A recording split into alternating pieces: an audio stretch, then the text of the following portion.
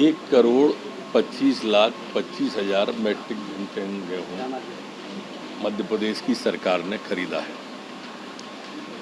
इसमें से 96% गेहूँ प्रोक्योर हो गया है, वहाँ रख लिया गया है गोदामों में, और जो हमारे पीपी किट बने हुए हैं उनमें पहुँचा दिया गया है।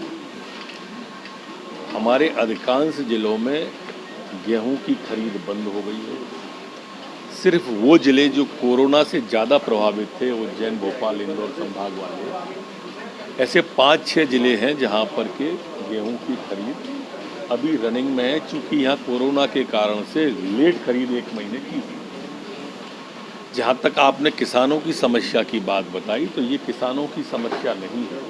किसान ने तो गेहूँ बेच दिया और हमने खरीद लिया। गेहूं का नुकसान हो रहा है ये बात ठीक है, किसान का नुकसान नहीं हो रहा है। ये दो बातें अलग अलग हैं। एक बात पे सहमति है, एक पे असहमति है। तो इसलिए किसान निश्चिंत रहे, उसका गेहूं खरीद लिया, उसका भुगतान हो गया, उसके खातों में डाल दिया। जिनके में नहीं डला है उनके में डाल देंगे। अब सवाल आता है उस स्थान पर पानी से भीजने की। ये बारिश जो अभी 15-20 दिन बाद आनी थी, वो निसर्गा के कारण से विफोर आ गई है। ये प्राकृतिक आपदा है और प्रकृति के ऊपर किसी का जोर नहीं होता है, इसलिए वो आई है। अब उसके लिए जो भी उचित हो सकता है हम वो कर रहे हैं। सर मंडियों में अपना गेहूं लेकर पहुंच रहे हैं क्योंकि उनके लिए डेट बढ़ा दी गई थी।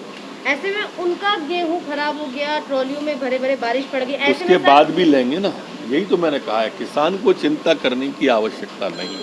सर दाम तो गिर जाते हैं पर गेहूं के भीगने के बाद? जी नहीं, जो शासकीय रेट घोषित होता है उसी रेट पे लिया जाता है। इसमें न तो गिरता है न उठता है।